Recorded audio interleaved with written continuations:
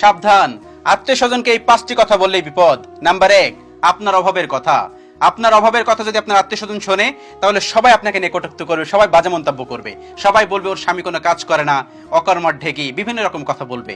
এবং আপনার অভাবের কথা যদি আপনার আত্মীয় স্বজন শোনে, তাহলে আপনার যেখানে দাওয়াত পাওয়ার কথা ছিল সেখানেও আপনি আমন্ত্রণ পাবেন না, বা সেখানেও আপনি নিমন্ত্রণের কোনো কার্ড পাবেন না। এটাই হচ্ছে বাস্তবতা এবং বাস্তব সমাজ।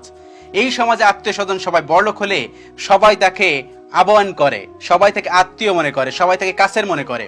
আর যার টাকা নেই, যে অভাবে আছে, এই সমাজে আত্মীয় স্বজন তাকে খুব ফালতু মনে করে, খুব বোকা মনে করে, তাকে সবাই ঘৃণা করে। এটাই বাস্তব সত্য। নাম্বার 2, আপনার সুখের কথা। আপনার আত্মীয় স্বজনকে যদি আপনার এই সুখের কথা বলেন, সেখানেও তারা হিংসা করবে। মানুষকে একবার ভেবে দেখেন, আপনার দুঃখের দিনও পাশে থাকবে না এবং আপনার সুখের দিনে মানুষ হিংসা করবে। আপনার আত্মীয় স্বজনই, আপনার ব্লাড কানেক্টেড মানুষই। হ্যাঁ, এটা হচ্ছে বাস্তব সমাজ, বাস্তবতা। আপনার যখন সুখের কথা একজন মানুষ শুনবে, সেটা কিন্তু অন্য মানুষ সহ্য করবে না। সেজন্য আত্মীয় স্বজনকে সুখ দেখানো থেকে বিরত থাকুন। আপনি অনেক সুখে আছেন, এটা আপনার মধ্যে রাখুন, আপনার নিজের মধ্যে রাখেন। যদি আপনি এই জিনিসটা আপনার আত্মীয় স্বজনকে দেখিয়ে বেড়ান বা কোনোভাবে বুঝে যায় আপনার আত্মীয় স্বজন, সেখানে দেখবেন আপনার চোখ লেগে যাচ্ছে। আর চোখ লেগাটা কিন্তু সত্যি। কখনোই আপনার সুখের কথা আপনার আত্মীয় স্বজনকে বলতে যাবেন না। নাম্বার 3, স্বামী স্ত্রীর গোপন বিষয়। আপনাদের স্বামী স্ত্রীর গোপন বিষয় যদি আপনার আত্মীয় স্বজন শোনে, তাহলে সেখানেও কিন্তু বিভিন্ন রকম কথা বলবে। একবার চিন্তা করেন, বিয়ে হওয়ার পর চিন্তা করে কবে বেবি হবে। বেবি না হলেও সমস্যা, হলেও সমস্যা। এখানে সমাজটাই এমন। সেজন্য কখনোই স্বামী স্ত্রী দাম্পত্য কোনো বিষয় বা গোপন কোনো বিষয় কখনোই আপন আত্মীয় বা কাছের কোনো মানুষকে শেয়ার করবেন না। সবসময় মনে রাখবেন, ওই আপন মানুষটা কিন্তু আপনার ভালো চায় না। আর যে মানুষটা ভালো চাই, সে মানুষটা এই কথাগুলো শুনে বলবে আর কাউকে বলো না। বাস্তবতা এটাই।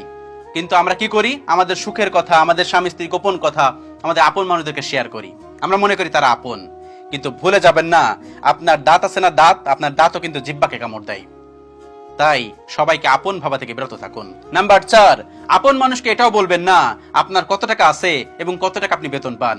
যদি আপনার আপন আত্মীয়দের আপনি কত টাকা বেতন পান এটা বলেন, তাহলে তারা বলবে এত কম টাকা বেতন পাও। আবার যদি বেশি হয়, সেখানে হিংসা করবে। হ্যাঁ, আপন মানুষগুলো এমনই। সেজন্য কখনোই আপনার বেতন কত বা আপনার কাছে কত টাকা আছে এটা কখনোই বলতে যাবেন না।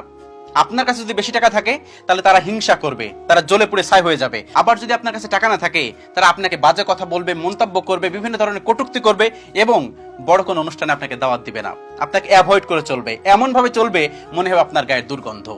বাস্তবতা কিন্তু এটাই।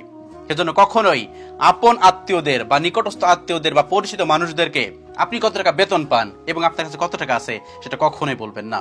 এবং নাম্বার 5, আপনার সন্তানের কোনো কটু কথা আপনার আপনজনদের কাছে শেয়ার করবেন না। আপনার সন্তানকে কখনোই তাদের কাছে পচাবেন না। সবসময় মনে রাখবেন, আপনার সন্তানের যদি ব্রেন ভালো হয়, তাহলে সেই আপন মানুষগুলোই কিন্তু আপনার সন্তানের প্রতি হিংসা করবে। আবার যদি আপনার সন্তানের ব্রেন ভালো না হয়, তাহলে তারাই কটূক্তি করবে, বাজে কথা বলবে, ওর সন্তানের ব্রেন একদম বাজে, আমার সন্তানের ব্রেনটা দেখো। তখন আপনার সন্তান কিন্তু হীনমন্যতায় ভুগবে। কখনো এই কাজটা করবেন না। আপনজনদেরকে যদি আপনি এই 5টি কথা বলেন, তাহলে আপনার জীবনে বিপদ ঘনিয়ে আসবে, আপনার জীবনে বিপদ ডেকে নিয়ে আসবেন। সেজন্য কখনোই আপনজনদেরকে এই 5টি কথা শেয়ার করবেন না। বি কেয়ারফুল, সাবধানে থাকুন, ভালো থাকুন। আল্লাহ রাব্বুল আলামিন আমাদের সকলকে বোঝার তৌফিক দান করুন। আমিন।